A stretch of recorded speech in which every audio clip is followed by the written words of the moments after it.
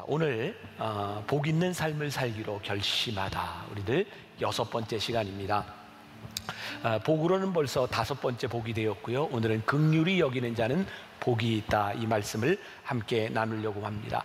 말씀을 이렇게 한 주 한 주 묵상하고 지나가다 보니까 이 말씀이 이런 의미가 있구나 라고 하는 것을 새롭게 깨닫게 되는 부분들도 있습니다. 모르겠어요. 예수님이 이런 의도로 말씀을 하셨는지 모르겠지만 저에게 또 하나 깨달아지는 것이 있어요. 지난주까지 4개의 복에 대한 말씀을 나눴어요. 첫 번째, 마음이 가난한 자. 두 번째, 애통하는 자. 세 번째, 온유한 자. 네 번째, 의에 줄이고 목마른 자. 모르는 사람은 그냥 끄덕끄덕이라고도 해주세요. 이 4가지를 가만히 보니까 이 4가지의 복은 우리들의 내적인 부분에 나와 관계된 내 내면의 삶에 대한 문제구나. 그런데 이제 오늘부터 시작하는 4개의 복은 가만히 보니까 내적인 나에게서 타인에게로 향하고 있는 복이라는 것을 깨닫게 됩니다. 오늘 긍휼히 여기는 자는 복이 있나니, 이것이 누군가를 향한 긍휼의 마음인 것을 우리들이 보게 됩니다. 이 긍휼의 복 역시 우리들의 삶의 태도, 우리의 생각이 바뀌어지지 않으면 이 세상에서 그렇게 복으로 느껴지지 않을 것 같아요. 세상 사람들은 우리들에게 뭐라고 얘기합니다. 그렇게 마음이 쉽게 흔들려서는 안 돼. 누군가를 긍휼히 여긴다고 하는 그런 마음들 때문에 우리는 때때로 사기를 당하기도 해요. 마음의 상처를 입기도 합니다. 쉽게 속는 사람 세상에서 복되다고 여기지 않습니다. 그런데 오늘 예수님은 우리들에게 이렇게 말씀하세요. 긍휼히 여기는 자는 복이 있다. 유진 피터스는 메시지 성경에서 이 부분을 이렇게 표현하고 있습니다. 영어로 되어 있는데 보셨죠? 네, 무슨 의미인가? 우리들이 누군가를 긍휼히 여길 때 우리들이 하나님께 긍휼을 받고 있구나, 이것을 느끼는 것이 복이라는 거예요. 긍휼함을 우리들이 가장 명확하게 느끼는 순간이 언제냐면 우리들이 누군가를 긍휼히 여길 때라는 거예요. 긍휼히 여기는 자는 복이 있다.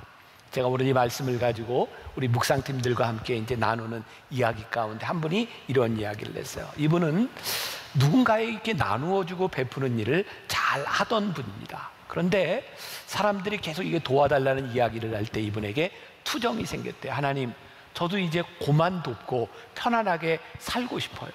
그리고 진짜 힘든 건 내가 계속 도와줘도 그 사람들이 고맙다고 여기지 않는 것 때문에 마음이 참 힘들어요. 근데 하나님께서 쉽게 응답을 해주시더래요. 그래? 좋다. 그러면 이제부터 너는 그만 주는 자가 되고 받는 자가 되면 되겠구나. 그 순간 이분이 하나님께 바로 기도했대요. 아니에요, 하나님. 제가 했던 거 없던 걸로 하겠습니다. 제가 만다교회 목회를 하면서 저도 이제 간혹 당황스러운 일을 경험합니다. 예배를 마치고 났는데 알지도 못하는 분이 계속해서 저를 따라오면서 도와달라는 이야기를 해요. 긍휼히 여겨달라는 이야기를 합니다. 힘들어요. 그러나 때로는 죄송합니다. 짜증이 나고 힘들기도 한데 우리들이 누군가에게 가서 나를 도와주세요 하는 사람이 되는 것보다 누군가 나에게 도와달라고 하는 인생을 사는 것 자체가 하나님 앞에 우리들이 복을 받은 사람이 아닌가. 여러분들 중에는 여러분들 가정에 누구나 어떤 가정에든 그런 십자가 아픔들이 있어요. 꼭 그 한 사람 때문에 모든 가족의 사람들이 힘들어하게 되고 그 사람을 돕는 것 때문에 어려워하는 가정들을 봅니다. 그래서 우리들에게 불평이 생기기도 하죠. 근데 가만히 생각해 보면 누군가 도움을 받아야 되는 그 사람이 아니라 내가 힘들지만 그 사람을 도와야 되는 위치에 있다고 하는 것이 우리들에게 얼마나 큰 복이겠습니까? 또 하나의 이 통찰을 하게 되는데, 이 긍휼이라고 하는 것은 옳고 그름에 대한 문제 혹은 정의의 문제가 아닌 것 같다는 생각을 하게 됩니다.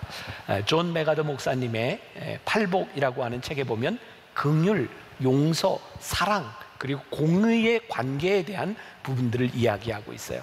먼저 긍휼과 용서에 대한 부분에서 이렇게 이야기하고 있는데, 제가 어제부터 오늘 10시 예배 계속 설교를 하는데 읽어줘도 별로 이렇게 이해가 잘 되는 것 같지 않아요. 근데 여러분들 수준을 보겠습니다. 제가 한번 읽어드릴게요. 긍휼은 용서 뒤에 있다. 긍휼과 용서는 단짝이다. 우리는 용서로 표현되지 않는 긍휼을 생각할 수 없으며 긍휼에서 근원하지 않는 용서도 생각할 수 없다. 그러나 용서는 긍휼의 유일한 표현은 아니다. 긍휼은 용서보다 훨씬 더 큰 개념이며 용서는 긍휼의 한 행동이다. 네, 수준이 지난 예배 시간보다 훨씬 난 것 같아요. 긍휼은 용서보다 훨씬 더 큰 거예요. 우리들이 긍휼히 여기기 때문에 용서라고 하는 행동이 나오는 거죠. 여러분, 우리들이 살아간 우리들의 삶에서 누군가를 용서할 수 있다는 게 큰 축복이죠. 용서는 또 다른 긍휼을 낳고 긍휼이 선순환되는 것이 우리의 인생에 얼마나 큰 축복이겠어요. 그런데 이 긍휼이 나에게서 근원하고 있는 것이 아니라 하나님과 관계된 것이라는 거예요. 혹시 우리들의 삶에 우리들이 살아가면서 긍휼한 마음을 잃어버렸다면 어쩌면 우리와 하나님 사이의 관계가 끊어졌는지 몰라요. 긍휼한 마음이 드는 것, 그것이 우리들에게 큰 축복이고 긍휼한 마음이 드는 것, 그것이 하나님과 우리들 사이의 관계가 계속되고 있다는 것, 이것이 우리들에게 참 큰 축복이다. 제가 긍휼은 옳고 그름 흑백의 논리로 이야기할 수 있는 것이 아니다라는 말씀을 드렸어요. 어제가 광복절이었습니다. 제가 이 말씀 설교를 1년 훨씬 전에 이렇게 써놓았던 글인데, 야, 하나님이 이때에 이런 말씀을 미리 준비시키셨구나 하는 생각이 듭니다. 우리 역사에서 가장 아픈 것 중에 하나가 일제강점기를 지나갔던 우리들의 모습이죠. 그 시기를 지나가면서 친일, 반일, 그것들이 우리의 역사 속에 큰 상처로 남아 있어요. 우리가 잘 알고 있는 윤동주 시인을 우리가 민족 시인이라고 이야기를 하죠. 신사참배를 거부하고 학교를 그만두고 만주로 갔던 사람입니다. 실제로 이런 독립운동을 하던 많은 사람들이 신사참배 때문에 학교를 그만둔 경우들이 많이 있어요. 여러분들 백세를 살아보니의 주인공 김영석 교수를 아시죠? 그분의 글에 이런 이야기가 있더라고요. 이분이 평양의 숭실학교를 다닐 때였답니다. 당시 교장 선생님이었던 선생님과 교사들이 신사참배 문제를 가지고 반대할 것이냐 말 것이냐 기로에 서게 되었대요. 그런데 그 당시에 기독교 지도자들 500명이 모여서 우리 한국 학생들이 이 신사참배를 하는 학교가 문을 닫아야 되는데, 그러면 일본 사람들에게서 교육을 받아야 되는 거죠. 민족학교가 문을 닫느냐 마느냐 하는 상황 가운데서 신사참배를 하느냐 마느냐 그런 기로에 서게 된 거예요. 어느 날 조회 시간에 신사참배하는 날이 다가왔고 교장 선생님 맨 앞에, 그리고 뒤에 선생님들이 섰고 교장 선생님과 선생님은 머리를 숙였어요. 신사참배를 한 거죠. 그리고 김영석 교수님은 머리를 숙이고 고개를 드는 그 교장 선생님의 주름진 얼굴에 눈물이 흐르는 걸 보았어요. 신사참배를 거부하는 것보다 어쩌면 우리 학생들을 민족학교에서 교육시켜야 되는 것 때문에 고개를 숙였던 그 사람들의 아픔이 있는 거죠. 해방이 된 후에 우리나라는 큰 아픔을 겪습니다. 교회 안에서 재건파 장로교회 사람들은 신사참배를 하지 않은 분들이에요. 그들은 신사참배한 교회를 잘못됐다고, 그 교회에는 구원이 없다고, 그래서 교인들 사이에, 가족들 사이에도 문제들이 생기기 시작했어요.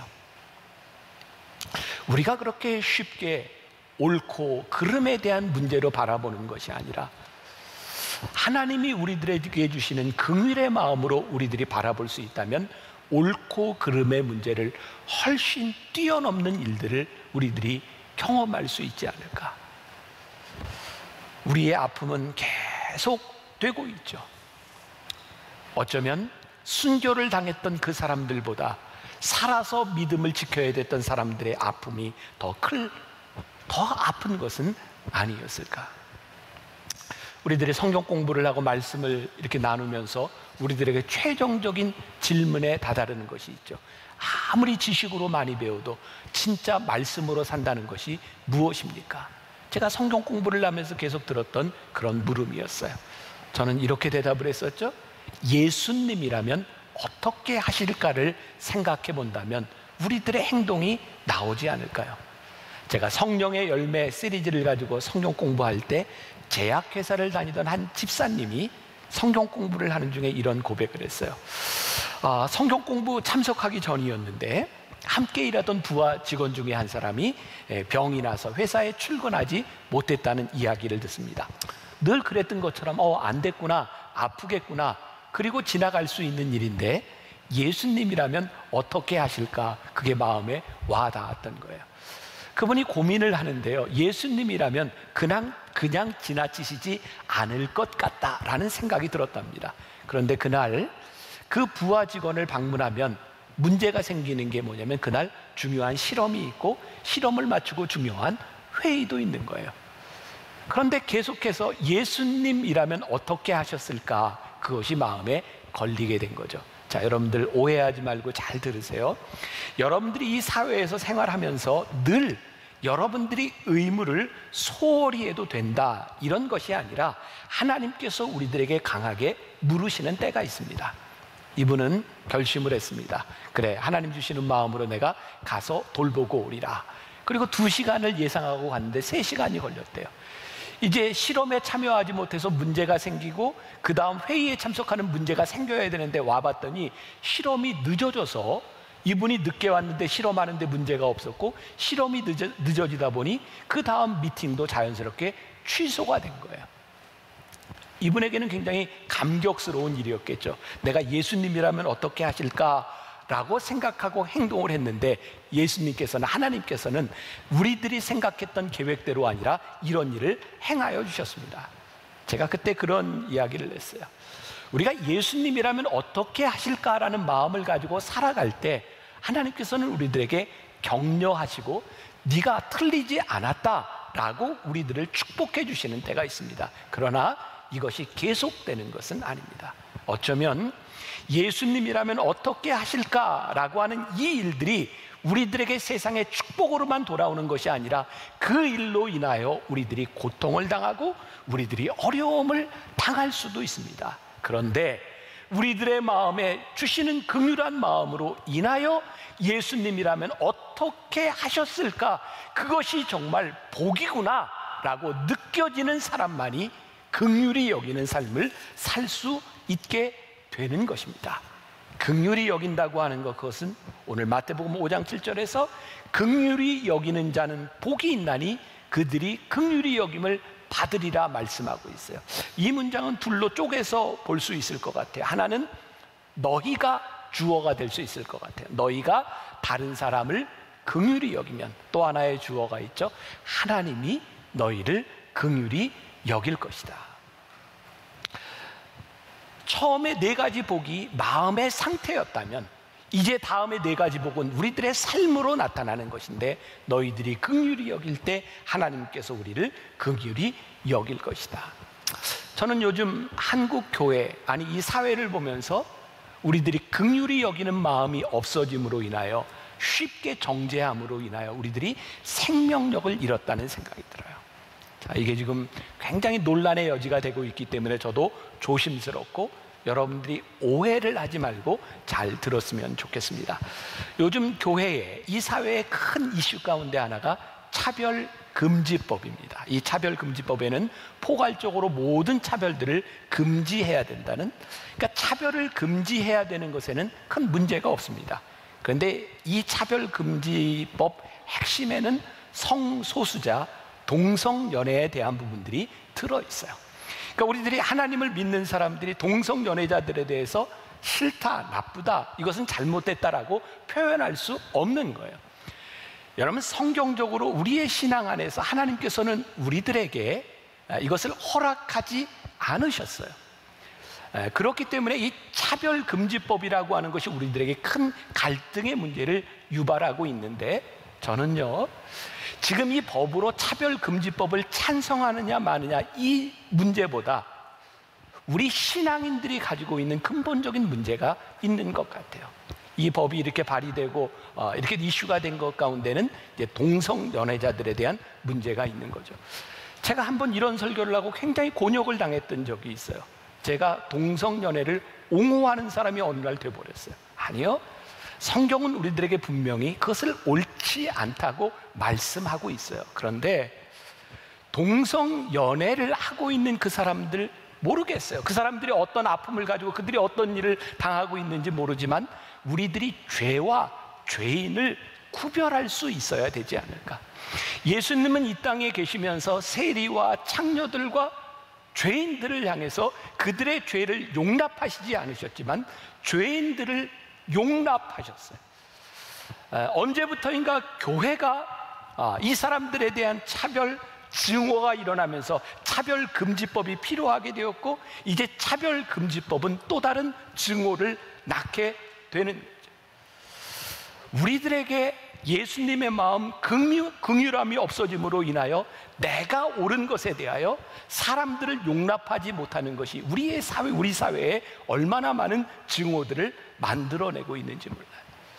저는 요즘 그런 질문을 던져요. 오늘 이 시대에 예수님께서 계시다면 이렇게 증오를 하실까? 아니면 죄를 꾸짖으시며 죄인들을 향하여 용납하는 마음을 가지실까? 제가 만나교회 목회를 하면서 저에게 가장 큰 영향을 주었던 그런 책 중에 하나가 예수를 전염시키는 사람들이라는 책이에요. 빌 하이벨스 목사님이 쓴 책입니다. 제가 많이 인용을 했었는데 이 책을 요즘 인용을 하지 못합니다. 몇 년 전 이 빌 하이벨스 목사님이 시카고의 윌로우 크릭 교회 담임 목사님인데 성추행으로 문제가 되었고 교회를 사임하게 되었어요. 사람들은 이렇게 이야기합니다. 어떻게 그런 사람의 책을 인용할 수 있습니까? 근데 저에겐 이런 생각이 들거든요. 그 책을 썼을 때 그 목사님이 그런 사람이었을까? 그런 마음이었을까? 저와 여러분들을 봐도 누구도 하나님 앞에서 온전하지 못하고 누구도 실수할 수 있고 우리들 누구도 그런 죄를 지을 수 있는 가능성이 다 있는 사람들이죠. 기억하세요. 교회 안에 죄를 용인하자 이런 것이 아니라 죄를 지은 사람들에 대하여 우리들이 긍휼한 마음을 잃어버린 것이 우리들에게 증오를 낳고 있는 것은 아닐까. 제가 오늘 여러분들에게 중요한 기준을 하나 말씀드리려고 합니다. 긍휼은 나 스스로 셀프 긍휼을 이야기하는 것이 아닙니다. 긍휼의 역사는 하나님의 마음으로 우리들이 긍휼히 여기고 그 사람들을 용납하고 기회를 주는 것이 긍휼이고 용납이지, 나 스스로 하나님이 나를 용서하시고 나에게 긍휼을 베풀어 주셨다고 그렇게 자신 있게 말하는 것이 긍휼은 아닌 것 같아요. 여러분 밀양이라고 하는 영화 보셨죠? 거기에 나오는 전도연이 힘들었던 게 뭐예요? 자기 자식이 죽었는데, 유괴해서 죽었는데 그 자식을 죽인 사람을 교회에 가서 기도하고 말씀으로 용서해야 되겠다고 하는 마음이 들어서 교도소에 찾아갔는데 자기 자식을 죽인 그 범인이 너무나 평온하게 하나님이 나를 용서해 주셨다고 할 때 이 여인이 견딜 수 없죠. 긍휼은요, 나 스스로 내가 긍휼히 여김을 받을 자격이 있어 그래서 긍휼이 생기는 것이 아니라 내가 누군가를 긍휼히 여기고 누군가를 용납할 때 하나님께서 우리들에게 주시는 마음이에요. 긍휼히 여기는 자는 복이 있나니 긍휼히 여김을 받을 것이며. 예수를 전염시키는 사람들이라고 하는 책에 보면 그런 이야기가 나와요. 예수님께서 이 성경에서 유일하게 누가복음 15장에서 비유를 연달아 3개를 말씀하셨어요. 예수님께서 비유를 말씀하실 때는 비유에 대한 이유를 설명하시는데 누가복음 15장은 아무런 설명도 하지 않으시고 비유 3개를 연달아 말씀하세요. 어떤 비유? 첫 번째, 잃은 양 한 마리의 비유예요. 100마리의 양을 가지고 있는 주인이 99마리를 놔두고 한 마리 잃은 양을 찾아가는 그 주인의 마음. 그 다음 비유가 연속되죠. 잃어버린 동전의 비유. 10개의 드라크마를 가지고 있는 사람이 하나에 떨어진 동전을 찾기 위해 애쓰는 마음. 그리고 3번째 비유가 나오죠. 돌아온 탕자의 비유였어요. 아버지를 배신하고 떠난 그 아들을 끝까지 기다리는 아버지의 마음. 예수님께서 그 비유를 바리새인들과 사두개인들과 서기관들과 제자들을 향하여 말씀하시고 예수님께서는 그들의 마음에 어떤 일이 일어나기를 원하셨을 거예요. 얘들아, 이것이 아버지의 마음이야. 잃은 양 하나를 끝까지 찾고 집 나간 탕자를 끝까지 기다리는 아버지의 마음, 이것이 아버지의 긍휼하심이야. 예수님은 그 말씀을 우리들에게 하고 싶으셨던 거죠. 지난해 인도 뭄바이에서 우리 선교팀들이 인도에 있는 선교사님들을 위한 위로회를 냈어요. 생각보다 뭄바이의 물가가 비쌌고요, 현지 사정으로 선교사님들이 많이 모이지도 않았는데 우리 교회에서 교인들의 헌금으로 이렇게 많은 돈을 들여서 이런 행사를 하는 것이 어쩌면 낭비일 것 같다는 생각이 들었어요. 그런데 하루 이틀을 지나면서 그 선교사님들이 40도가 넘는 그 더위에서 그 자리를 지키고 있는 것, 그리고 몸이 아파서 진료를 받는 모습, 여러 가지 정신적으로 힘든 그 모습들을 바라보면서 우리가 지금 하고 있는 이 일이 돈으로 계산할 수 없는 일이구나, 그리고 그 선교사님들에 대한 긍휼한 마음이 생기기 시작했어요. 그런데 놀라운 일이 일어났어요. 우리 선교팀들이요, 그 선교사님들에 대한 긍휼한 마음이 들기 시작하면서 이런 간증들을 하기 시작했어요. 하나님께서 나를 긍휼히 여기셨습니다. 신기하죠? 그 선교사님들에 대한 긍휼함으로 눈물을 흘렸더니 나를 긍휼히 여기신 하나님으로 인하여 나에게 눈물이 나는 거예요. 2년 전이죠. 제가 태국에서도 우리 교인들과 함께 태국에 있는 선교사님들 위로회를 할 때였어요. 다 여러분들 한샘 치고 헌금으로 했던 일들입니다. 제가 저녁 말씀을 전하기 전에 갑자기 몸이 아팠어요.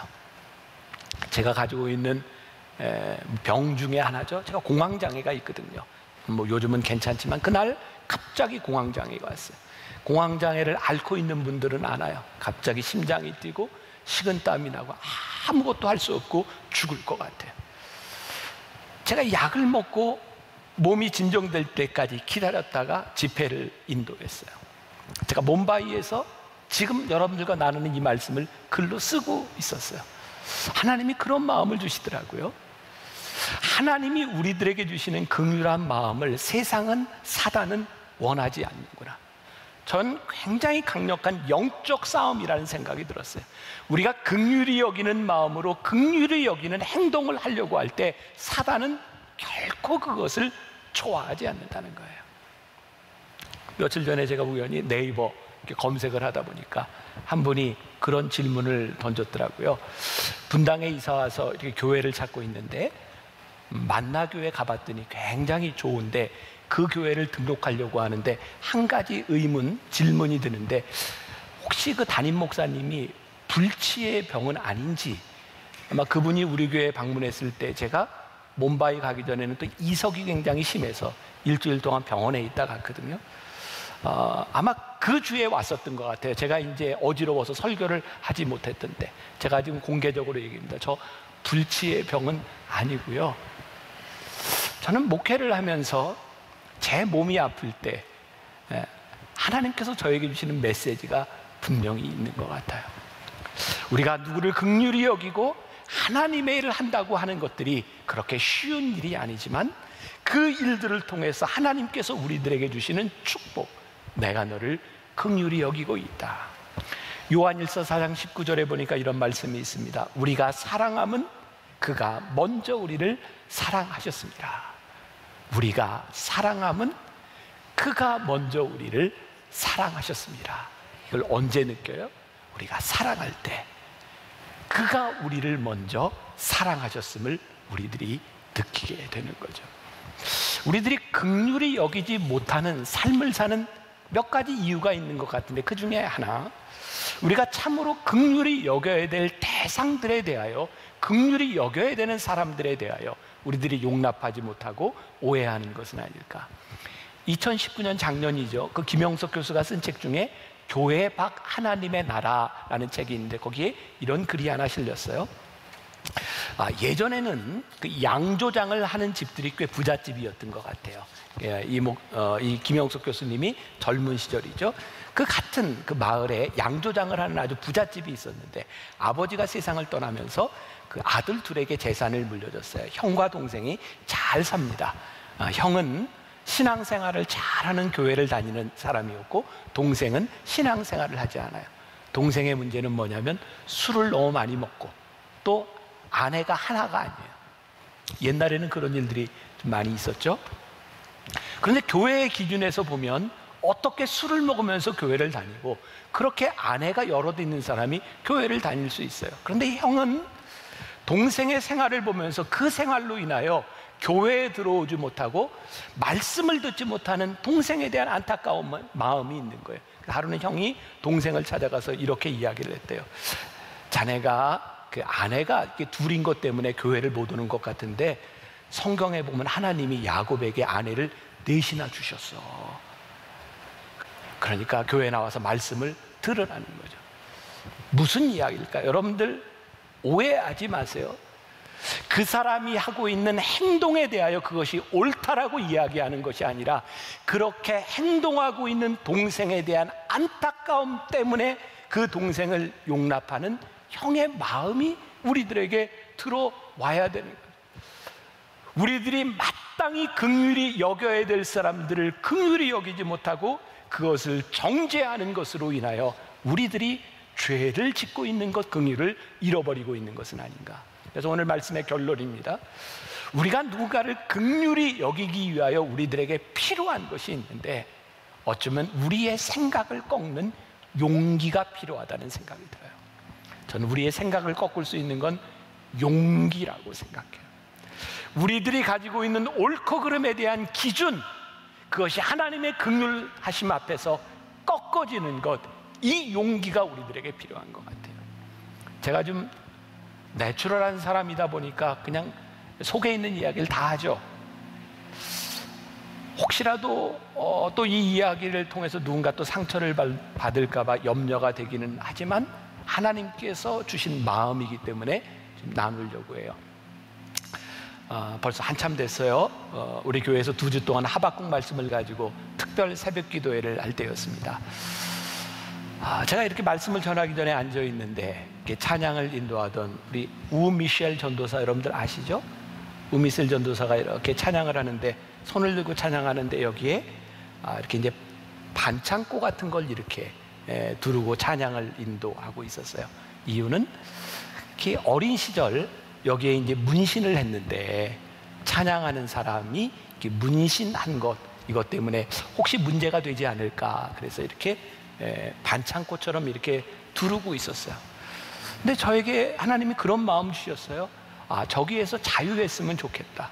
그리고 문신을 했던 그것이 문제가 아니라 이 문신한 손을 듣고도 찬양하는 것이 얼마나 복된 일인가. 그래서 제가 나와서 설교하기 전에 우미셸 전도사한테 자유해, 그리고 앞으로 이렇게 두르지 말고 그냥 찬양을 해, 그렇게 이야기를 했어요. 저는 그것이 하나님의 마음이라고 생각하고 그것이 옳은 것이라고 생각했는데 우리 교인 중에 한 분이 그것 때문에 예배를 드리는데 힘든 거예요. 아무리 그래도 찬양을 하는데 문신을 한 그 찬양, 그것으로 인하여 혹시 내 자녀들이 나쁜 영향을 받지 않을까, 그게 걸린다는 거예요. 그분이 저에게 찾아왔어요. 목사님, 이것 좀 가리고 하면 안 되나요? 근데 제 마음속에 이런 생각이 있는 거죠. 예수님이라면 그렇게 안 하셨을 것 같아요. 자유하게 하셨을 것 같아요. 그것이 제가 생각하는 옳음인 거예요. 근데 하나님께서 이런 마음을 주시더라고요. 그래, 네가 옳을지 몰라. 그런데 너는 그 예배 시간에 마음이 걸리는 한 사람에 대한 긍휼한 마음이 너에게 없니? 내가 옳은 것에 대한 문제가 아니라 그 한 사람에 대한 그 마음이 너에게는 없니? 제가 지난주에 미셸 전도사 불렀어요. 미셸 전도사, 내가 찬양할 때 자유하라고 했는데 찬양하는데 그것 때문에 예배하는데 마음에 걸리는 사람이 있으니 다음부터 어떻게 좀 가려봐. 이렇게 반창고로 말고 뭘 좀 이렇게 칠하고 오든지. 저에게 그 말을 하는 것도 쉬운 일이 아니었고 사역자의 길을 걷고 있는 사람에게도 쉬운 일은 아니었어요. 그런데 제 마음에, 그래, 내가 옳고 그름에 대한 문제를 주장하는 것보다 한 영혼과 한 사람에 대한 하나님의 마음이 들어와서 내 생각을 꺾는 것도 이게 은혜고 이것이 용기구나. 근데 우리들에게 필요한 긍휼의 마음들, 그것은 어쩌면 내 뜻을 꺾는 용기겠다는 생각이 드는 거예요. 제가 군목 시절 마지막 1년을 대전 통합병원에서 근무를 했어요. 그 병원은 간염 전문 병원이었습니다. 간염으로 입원한 병사들이 반, 그 다음에 이게 대개 이제 척추나 이런 쪽에 다쳐서 입원한 사람들이 반. 근데 입는 환자복이 달라요. 간염 환자와 일반 환자. 제가 주일날 예배를 드리면 이쪽은 간염 환자들, 이쪽은 일반 환자들. 그게 뭐 큰 교회가 아니까 꽉 차서 예배를 드려요. 그때 우리 아이들이 2살, 4살이었습니다. 군인들이 보기에 애들이 얼마나 귀엽겠어요? 예배를 마치고 나갈 때면 간염 환자들이 우리 애들을 만지는 거예요. 예쁘다고. 그거 참 쉽지 않더라고요, 그 마음이. 그리고 간염 환자들하고는 접촉을 하지 말아야 되니까 저도 그냥 이렇게 인사를 하는데 꼭 와서 악수를 해요. 그때 제가 읽고 있던 책이 있었어요. 데미안 신부에 대한 이야기였어요. 많이 들어보셨죠? 데미안 신부. 하와이 몰로카이의 섬에서 나병 환자들을 위해 선교했던 데미안 신부님.